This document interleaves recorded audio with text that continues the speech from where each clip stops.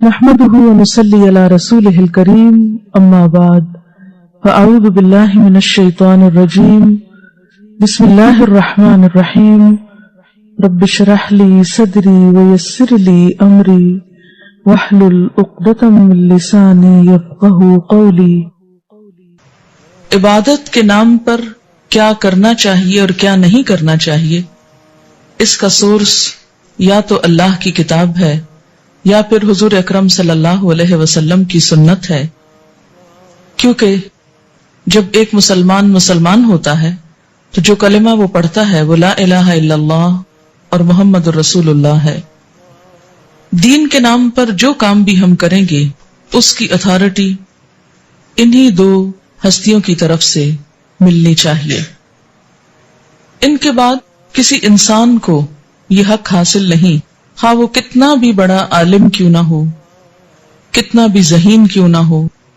کتنا بھی سمجھدار کیوں نہ ہو، کہ وہ دین کے نام پر کوئی اور چیز انٹروڈیوس کرائے، کسی اور چیز کو رواج دے۔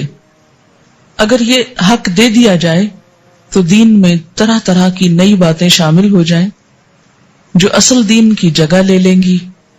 اور دین کے نام پر بہت سا انتشار، اختلاف اور باہم عداوت جنم لے گی۔ مصنف ابن ابی شیبہ کی روایت ہے، حضرت زید بن اسلم رضی اللہ تعالی عنہ سے روایت ہے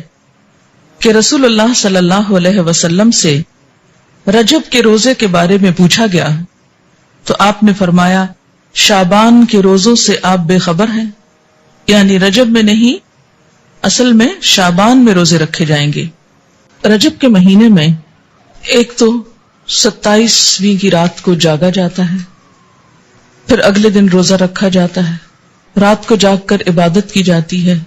اور اس کی وجہ یہ بتائی جاتی ہے کہ اس رات حضور اکرم صلی اللہ علیہ وسلم معراج پر تشریف لے گئے،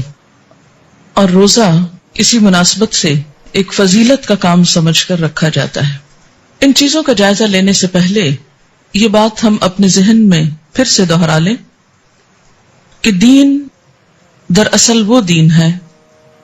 جو اللہ سبحانہ و تعالی نے ہم کو دیا ہے۔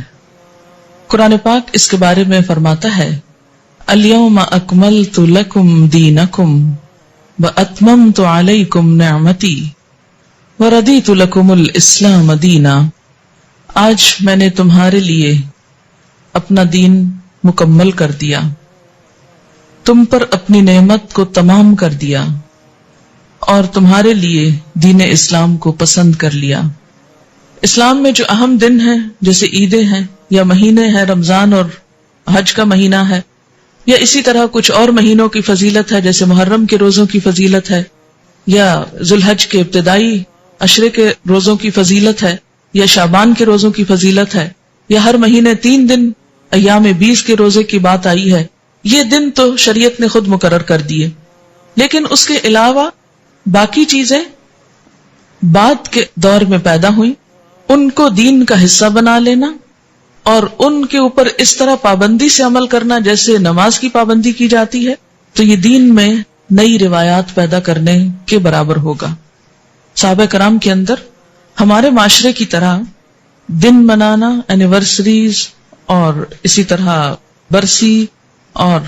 ولادت کے دن، یہ تمام چیزیں اس کلچر کا حصہ نہیں تھی، یعنی اسلامی کلچر کا بیسیکلی۔ 27 رجب کی رات جسے عموماً شب معراج کہا جاتا ہے، اس میں آپ صلی اللہ علیہ وسلم کو اگر معراج نصیب ہوئی، اگر کا لفظ میں اس لیے بول رہی ہوں کہ اس تاریخ میں بھی اختلاف ہے، رات کا جاگنا، دن کا روزہ،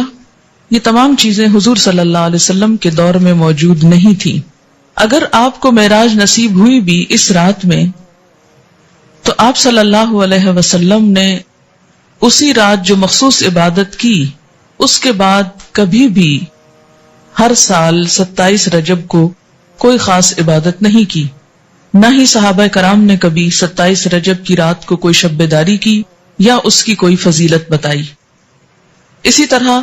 جہاں تک روزے کا تعلق ہے تو روزہ بھی سنت سے ثابت نہیں ہے، بلکہ اس کے برعکس روزے کے بارے میں کچھ روایات ایسی ملتی ہیں کہ جس میں روزے سے منع کیا گیا۔ حضرت ابن عباس سے روایت ہے کہ رسول اللہ صلی اللہ علیہ وسلم نے رجب کا روزہ رکھنے سے منع فرمایا۔ یہ ابن ماجہ کی روایت ہے۔ دور جاہلیت میں رجب کے مہینے کی تعظیم کی جاتی تھی، عزت افزائی کی جاتی، اس لیے آپ نے اس رسم کو ختم کرنے کے لیے یا اس کے اتباع کو توڑنے کے لیے اس سے منع فرمایا۔ تو اس سے کیا پتہ چلتا ہے کہ اس رات میں شب بیداری اور اس دن میں روزے کی کوئی حقیقت نہیں۔